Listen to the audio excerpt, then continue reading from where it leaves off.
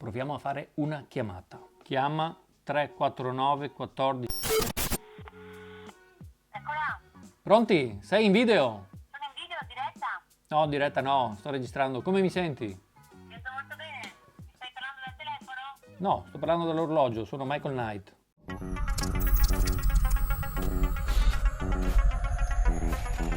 Ok, ho fatto la prova in real time di questo TicWatch 3 Pro Ultra GPS, un nome lungo 1 chilometro per dire solamente che è il successore del TicWatch 3 precedente. Esteticamente cambia di poco, l'occhio più attento potrebbe notare sulla ghiera qui sopra, sulla corona, che ci sono delle zigrinature che l'altro non aveva. Ed è cambiato il cinturino, la cinghietta. Questa qui non è, forse l'altra era in pelle, questa qui non è in pelle, è in fluoroelastomere. È una specie di silicone molto morbido, molto resistente, larghezza 22 mm, sgancio rapido per essere intercambiato, insomma.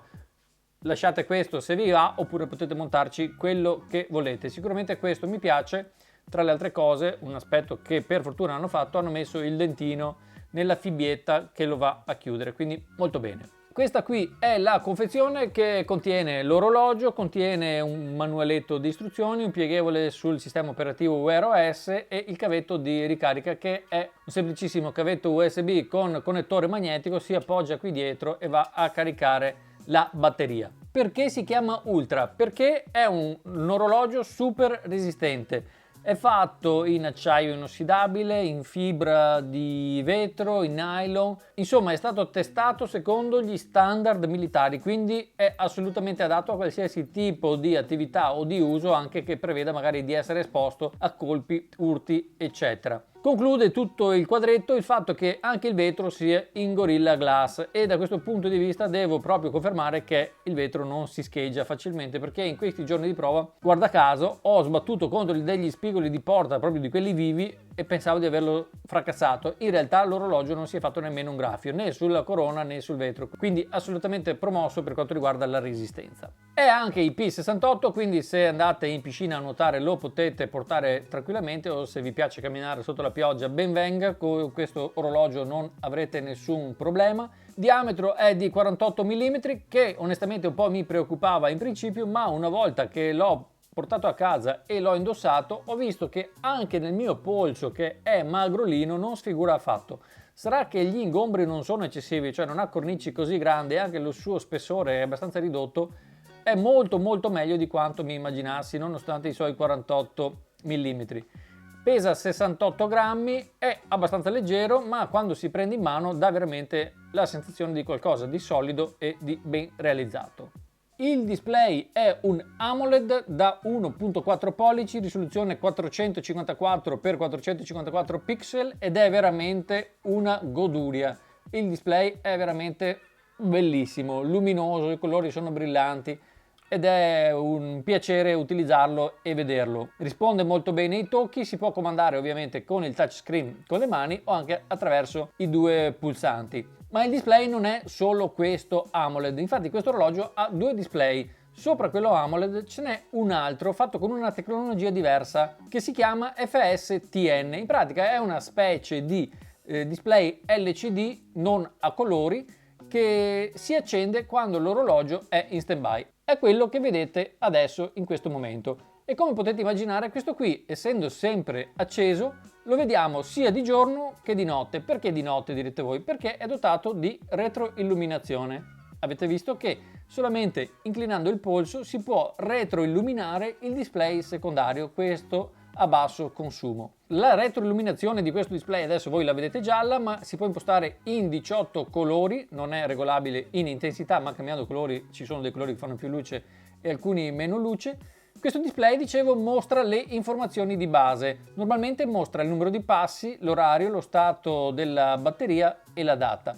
Se però sotto nell'orologio sta girando un'applicazione che sta registrando un'attività sportiva, se stiamo facendo qualche cosa, questo orologio mostrerà qualcosa in più, ci mostrerà le calorie bruciate, la distanza percorsa, la velocità e il battito cardiaco. E tutto questo sempre mantenendo il consumo al minimo. Infatti non si accende il display AMOLED, a meno che non tappiamo lo schermo, resta acceso questo qui questa specie di e-ink come quello degli ebook reader che ci dà queste informazioni con un consumo veramente irrisorio.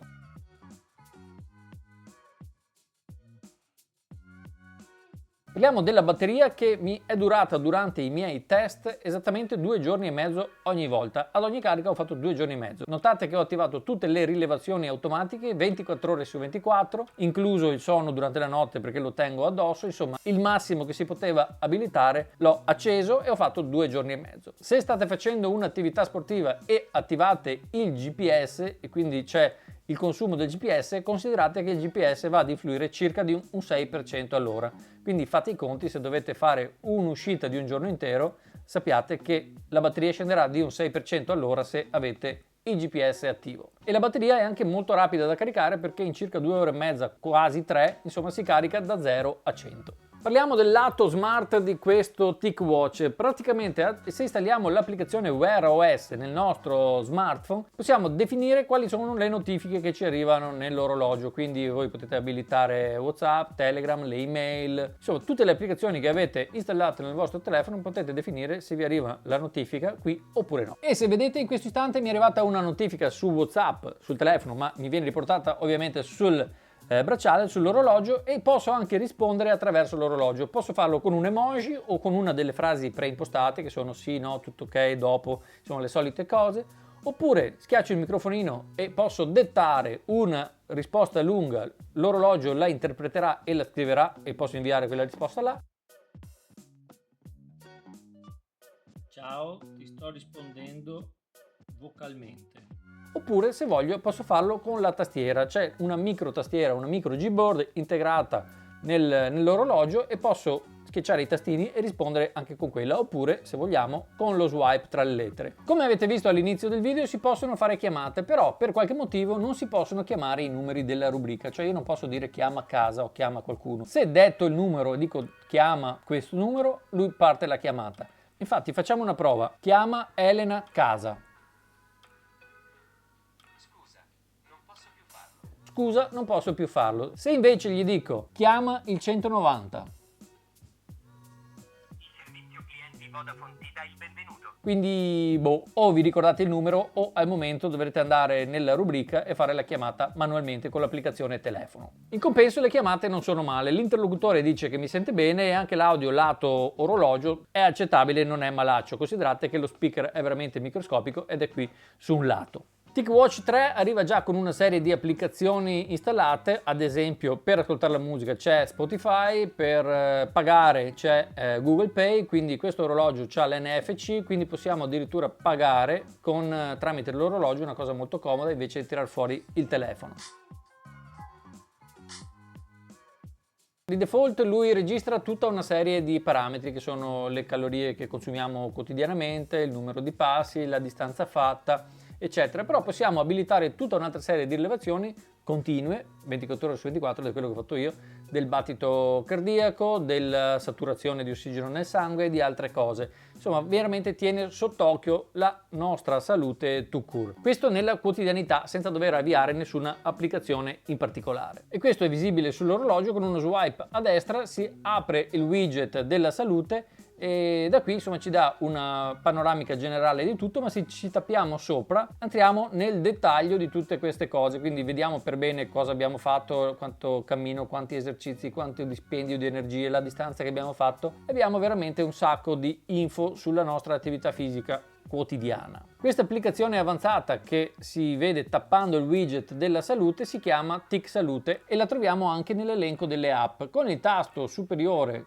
qui apre l'elenco di tutte le applicazioni e una delle prime in alto è proprio Tic Salute.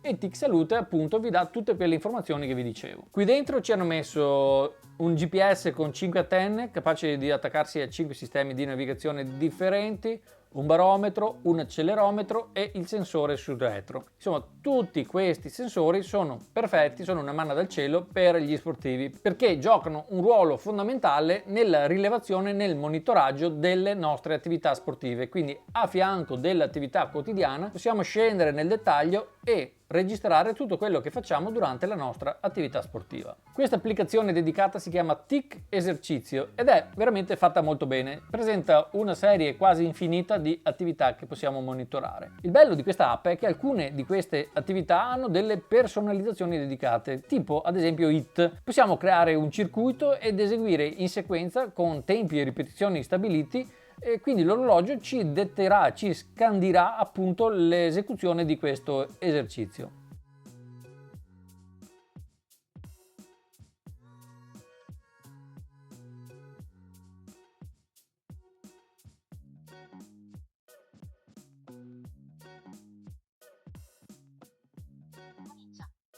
Un'altra attività personalizzata è ad esempio il noto, nella quale possiamo impostare la lunghezza della vasca che stiamo percorrendo. Se non siamo sportivi dentro, però ogni tanto ci facciamo una camminata, ci facciamo qualche tipo di attività, possiamo anche impostare l'orologio perché parta in automatico a registrare quell'attività specifica quando si accorge appunto che la stiamo svolgendo. Al momento lui può registrare in automatico camminata, corsa e ciclismo.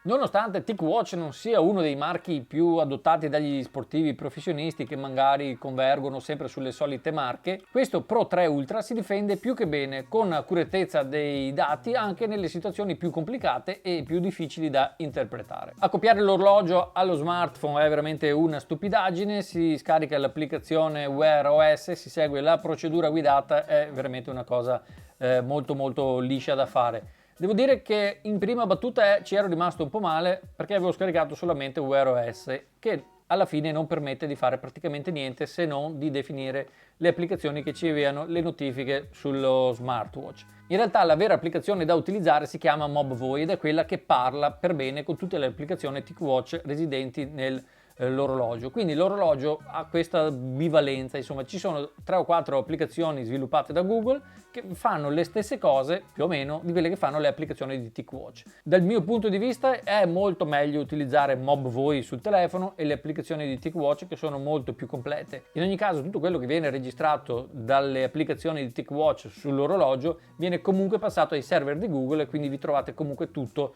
sulla scheda Google Fit Online. Se ad esempio facciamo running, se siamo dei corridori e facciamo queste corse e indossiamo questo orologio, poi sul telefono ci possiamo vedere la traccia GPS del percorso che abbiamo fatto, la frequenza del passo, le calorie, il battito punto per punto durante il tragitto ed altre informazioni ben dettagliate. Esperienza di uso. L'orologio si è sempre dimostrato veloce e fluido, senza impuntamenti o riavvii. Questo è merito sicuramente di un'ottimizzazione efficace del software, ma anche del doppio processore che incorpora. Infatti c'è uno Snapdragon che si occupa della gestione dell'orologio quando è attivo il display principale AMOLED e c'è invece un altro processore di proprietà di MobVoy che è quello che gestisce l'orologio quando è in stand-by, quindi il display a basso consumo e tutta la gestione dei sensori. Gli aspetti che invece mi sono piaciuti un po' meno sono fondamentalmente 2. La vibrazione è un po' troppo vecchio stile, avrei preferito una vibrazione un po' più a colpetti, insomma come quella che magari ci troviamo in certi smartphone.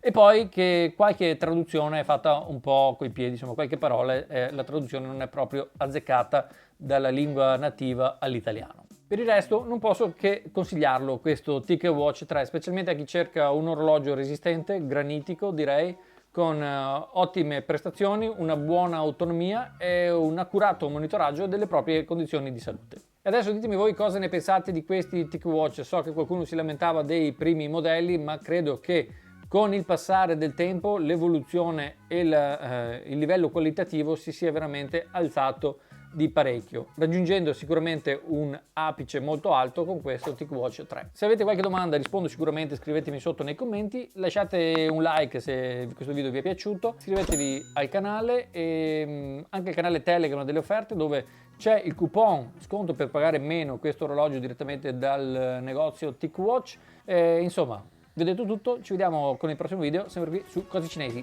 Ciao a tutti!